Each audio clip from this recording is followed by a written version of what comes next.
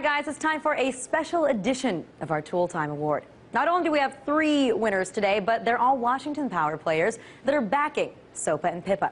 Lamar Smith, Reid, and Chris Dodd. They've all seen plenty of time on Capitol Hill, and they are all very familiar with the process of pushing bills through Congress, and they're using that power. So let's start with perhaps the worst offender, who is Lamar Smith. He's the chairman of the House Judiciary Committee, and he's been on board with SOPA from the very beginning.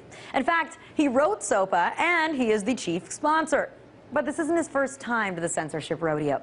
So he's also been linked to the past efforts to create similar legislation, like 2008 Protect IP Act, which he co-sponsored, and there's even more. He also supported the 2010 Internet Investment, Innovation, and Competition Preservation Act, which would have stopped the FCC from enacting net neutrality regulations. And despite the Judiciary Committee's utter lack of understanding of copyright infringement when they debated this bill back in December, Lamar Smith is dismissing this entire blackout across the web today. He called it a publicity stunt and then went on to say, "It is ironic that a website dedicated to providing information is spreading misinformation about SOPA. This publicity stunt does a disservice to its users by promoting fear instead of facts. Perhaps during the internet blackout, internet users can look elsewhere for an accurate definition of online piracy." And you know, it is ironic that these men that are elected into office by the people choose to simply dismiss outcry from those same people who gave them their job. I'm sorry, but I thought that elected officials were supposed to have an ear to the voters, not to the entertainment industry who just gives them the big bucks. But oh yeah, that's how our political system works these days. You pay to play. So perhaps we should follow the money trail to remind us why this Texas conservative is so adamant about this bill. So according to Open Secrets, Smith's top campaign donations came from the TV and cable industry. About 10% of his campaign donations between 2009 and 2011 came from TV and cable, totaling over $130,000. TV and cable contributed another $88,000 just to his re-election campaign, with cable provider Clear Channel dropping $23,000 so far.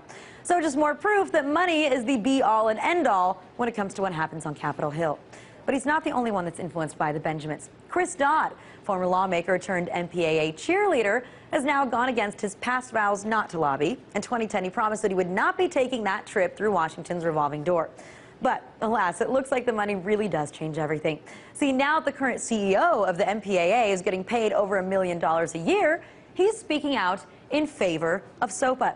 But he's also called today's internet blackout of Silicon Valley's way of resorting to stunts. He said, "It is an irresponsible response and a disservice to people who rely on them for information and who use their services. It is also an abuse of power given these freedoms these companies enjoy in the marketplace today." So irresponsible response and abuse of power? Maybe a lifelong lobbyist would say things like this, but not a former presidential candidate. Now, the right to protest is one of the most fundamental powers given to Americans by way of the Constitution. So what a difference a few years makes. It seems like Dodd has forgotten to even pretend that he actually believes in that document anymore. He's now far more vocal about his disdain for both the right to protest and, it seems, the freedom of speech. But our third offender tonight is actually working the hardest to get the Senate version of the Protect IP Act to pass. See, Senate Majority Leader Reid has vowed to get PIPA to reach the floor for a vote sooner rather than later. Yet despite the fact that opponents to the legislation are literally growing by the hour, including co-sponsors of the bill and even the White House, Reid is still fighting to get this thing signed and out of his hair. He's so determined to get legislation that could change the internet as we know it passed that he's willing to use misleading rhetoric on national TV for this cause. See, this past Sunday, he was asked about Protect IP on NBC's Meet the Press. And David Gregory asked him why he's pushing so hard for this bill to go through, despite the growing outcry. And here's what Reid had to say. We're having a very important piece of legislation that's important to this network right here, IP, and that's, of course, dealing with informational, with making sure that we have intellectual property that's protected, and we need to do that. And that's also job saving. So that's what we need to work on, things that create jobs and protect the American economy. Hey, Reid, we're on to you. You just tried to say this was a job creator. And we've told our viewers time and time again that this bill has nothing to do with jobs. If anything, it's going to hurt more jobs in Silicon Valley, send them elsewhere, and don't forget, that is the area that's growing fastest, than it will rescue jobs in Hollywood. We've told you before. You know why they're hiring fewer people in Hollywood? It's because the numbers prove that the executives are raking in the big bucks with less staff. So clearly, he doesn't watch our show. But so here we are again, watching a bunch of old politicians that are supposed to be working for us, refusing to listen to the American people, especially those that know what they're talking about when it comes to the internet.